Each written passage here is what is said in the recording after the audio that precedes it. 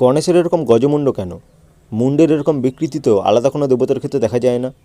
গণেশের কি সত্যি সুর রয়েছে? জানতে হলে ভিডিওটি শেষ পর্যন্ত দেখতে থাকুন।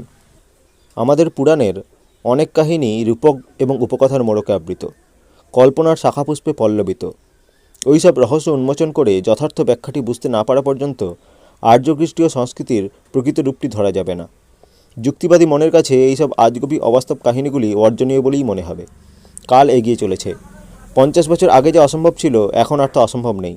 তাই যে কোনো কথা, যে কোনো বিষয় বৈজ্ঞানিক তাৎপর্য সহকারে উপস্থাপিত না করলে বর্তমানে শিশু মানুষও তা গ্রহণ করতে চায় না। তাহলে গণেশের গজমুণ্ড কেন? মুণ্ডের এরকম বিকৃতি তো আলাদা কোনো দেবতার ক্ষেত্রে দেখা যায় না। আবার কথিত আছে, শনির দৃষ্টিতে শিশু বয়সে গণেশের মস্তক বিচ্ছিন্ন হয়ে যাওয়ায় সেখানে নাকি তাড়াতাড়ি এক হস্তির মুণ্ড এনে জোড়া হয়। শুনে শিশু ঠাকুর বলেছিলেন, একটা মানুষের, বিশেষত একটা শিশুর ঘাড়ে একটা হাতির মাথায় এসে বসানো সম্ভব কিনা তোমরাই ভেবে দেখো। সাধারণভাবে ভেবে দেখলেও বসে যায়, এটা একেবারেই অবাস্তব একটা ঘটনা। অথচ গণেশের বন্দনা, গণেশের প্রণামমন্ত্র সব কিছুতেই গজানন, গজেন্দ্রবদন প্রভৃতি শব্দের উল্লেখ রয়েছে। তাহলে তার মানে কি? শিশু ঠাকুর বললেন, শ্রেষ্ঠ অর্থে গজ শব্দ, শ্রেষ্ঠ মস্তিষ্ক যার তিনিই গজানন। আর যিনি সবাইকে ধরে রাখেন, পালন করেন, পরিচালনা করেন, তার মস্তিষ্ক তো নিশ্চয়ই শ্রেষ্ঠ। এই উক্তির মধ্যে দিয়েই আমরা গণেশের গজবদনের তাৎপর্য খুঁজে পাই। গণেশের চিত্রে বা প্রতিমায় দেখা যায় হস্তিমুণ্ডের দুপাশে দুটি দাঁত, যেমন হাতির থাকে আর কি। গণেশের প্রণাম মন্ত্রেও রয়েছে একদন্তং মহাকায়ং। তাহলে এক দন্ত কেন? দুই দন্তের উল্লেখ নেই কেন? এর তাৎপর্যই বা কী? শ্রী ঠাকুর বললেন, দেখ তো দন্ত মানে কি? আমরা সবাই জানি দন্ত মানে দাঁত, কিন্তু শ্রী ঠাকুরের কাছে ওভাবে শব্দের অর্থ বললে হতো না। উল্লেখ করতে হতো শব্দটির ধাতুটি এবং সেই ধাতুর অর্থ। ধাতুই হচ্ছে শব্দের উৎস বা কারণ। যাই হোক, অভিধান থেকে বলা হলো দন্ত এসেছে দম ধাতু থেকে, যার অর্থ দমন, নিয়ন্ত্রণ। শুনেই শ্রী ঠাকুর বললেন, ওই দেখ, তাহলে দন্ত মানে দমনকারী, একদন্ত মানে একমাত্র দমনকারী বা নিয়ন্ত্রণকারী। গণপতি যিনি, তিনি সুদক্ষ লোকপালক। সবার অস্তিত্বকে তিনি বৈশিষ্ট্য অনুপাতিক পালন পোষণ করেন। যা যেখানে সত্তাবিরোধী চলন, তাকে তিনি সুনিয়ন্ত্রিত করেন। অসৎ বা অকল্যাণ যা, তাকে তিনি দমিত এবং সংযত করেন। এই হলো তাঁর একদন্ত নামের সার্থকতা। গণেশ অর্থাৎ গণ যোগ ইস। গণ সংখ্যাবাচী শব্দ। অনেকে বলে গণ মানে জনগণ, অর্থাৎ মানুষের সমষ্টি। কিন্তু শুধু মানুষ কেন, গণ বলতে যা কিছু, পশু পাখি কীটপতঙ্গ বৃক্ষলতা সকল পদার্থ, সব কিছুরই ইস অর্থাৎ অধিপতি তিনিই গণেশ।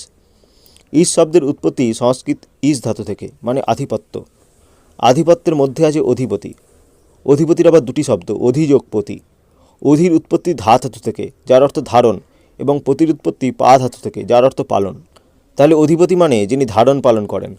তাহলে গণেশ শব্দের সমূহার্থ দাঁড়ালো সৃষ্টির যাবতীয় যা কিছু, সব কিছুকে তিনি ধারণ, পালন এবং পোষণ করেন।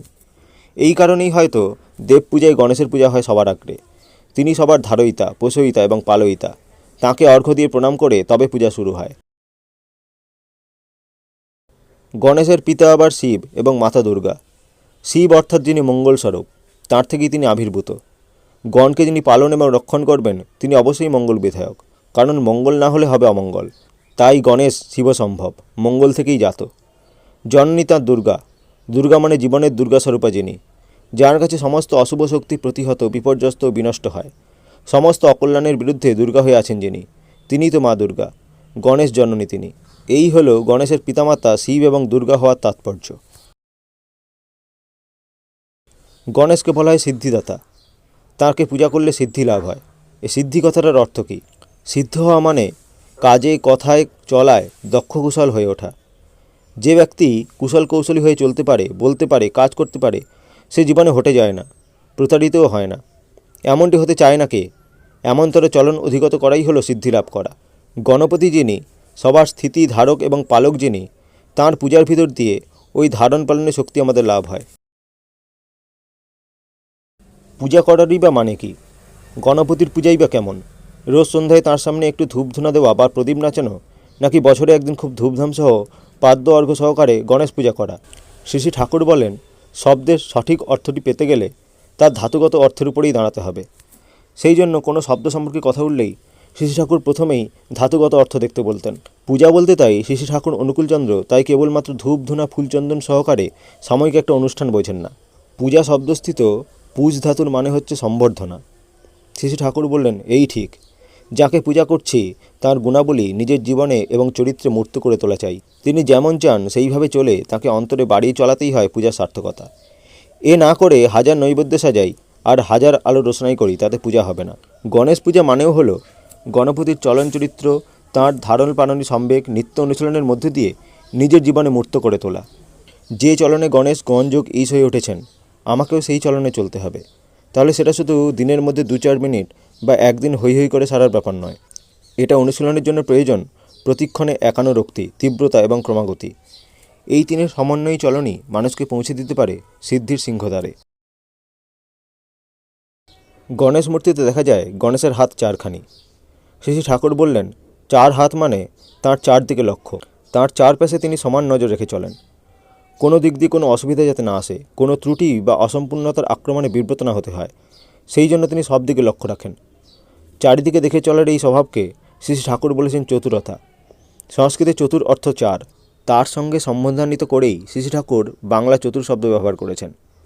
তিনি বলতেন, চতুর সেই যে তার 4 সীমানা দেখে চলে, চারদিকে যার তীক্ষ্ণ নজর থাকে। দেবতার 4 হাতের ব্যাখ্যা শ্রী ঠাকুর এভাবেই দিয়েছেন।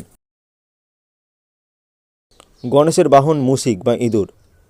তার অর্থ, ইঁদুরের মতো খল ক্ষতিকারক স্বভাবের যারা, গণপতি তাদের অধীনে রাখেন। দুষ্ট প্রকৃতির মানুষ যারা, তাদের আমরা এড়িয়ে চলি। তারা অন্যায় করলে শাস্তি বিধান করি। তাদের থেকে যে উপকার পাওয়া সম্ভব তা বুঝতে পারি না। কিন্তু মুশিক বাহন করার ভিতর দিয়ে গণপতির চরিত্রের এই বিশেষ দিকটি প্রকটিত হয়ে উঠেছে যে তিনি কাউকে বাদ দিতে পারেন না, বরং তাকে তার ওই ব্যাধি থেকে মুক্ত করে তুলতে ব্যবস্থা দান করেন। গণ নিয়েই তার কারবার, গণের অধিপতি তিনি। তাই তিনি সব রকম লোকের বহন, পোষণ এবং ধারণ করেন। যাদের দ্বারা কোনো কাজ হবে না বলে আমরা মনে করি, তাকেও তিনি সৎ ও শুভ উদ্দেশ্যে ব্যবহার করেন। শ্রী ঠাকুর বলেন, চোর, বদমাইশ, গুন্ডা হোক, নারীদের মধ্যে কেউ যদি বেশ্যা, দুষ্টা, কলঙ্কনীয় থাকে, তাদের মনের তার যদি উঁচু গ্রামে বেঁধে দেওয়া যায়, কোনোভাবে যদি তারা শ্রেয় অনুরাগ সম্পন্ন হয়ে উঠতে পারে, তাই তাদের বাঁচার পথ। শ্রেয় বা শ্রেষ্ঠের প্রতি ভালোবাসাই আনতে পারে তাদের জীবনের পরিবর্তন। তারা যদি শ্রেষ্ঠের সেবায় নিয়োজিত হয়, তার আদেশ পালনে তৎপর হয়, তখন তারাও সৎ এবং পবিত্র জীবনের অধিকারী হয়ে উঠতে পারে। গীতাতেও শ্রীকৃষ্ণ বলেছেন, অতি দুরাচারী ব্যক্তিও যদি অনন্য চিত্ত হয়ে আমার ভজনা করে, তাহলে সে ধীরে ধীরে সাধু হয়ে ওঠে। এই হলো মুশিককে বাহন করার তাৎপর্য। গণপতি মানুষের অস্তিত্বকে পোষণ দান করেন, কিন্তু কারো বৈশিষ্ট্যকে নষ্ট করেন না। গণপতি পূজা করলে মানুষ সহজাত সংস্কারগত বৈশিষ্ট্য উজ্জ্বল হয়ে উঠবেই। কারণ গণপতি যিনি, তিনি জানেন মানুষের সত্যগত বিশেষত্বের বিকাশ যদি না হয়, তবে সে মানুষ হয়ে পড়বে কিম্ভূত কিমাকার জড়োদ্গব। তাই তিনি ওই দিকের উপর ভিত্তি করেই মানুষকে পালন পোষণ করেন। তার পোষণ শুধু খাওয়া পড়া দিয়ে পোষণ নয়, শাশ্বত পোষণ। এই হচ্ছে আসলে গণেশ পূজার তাৎপর্য।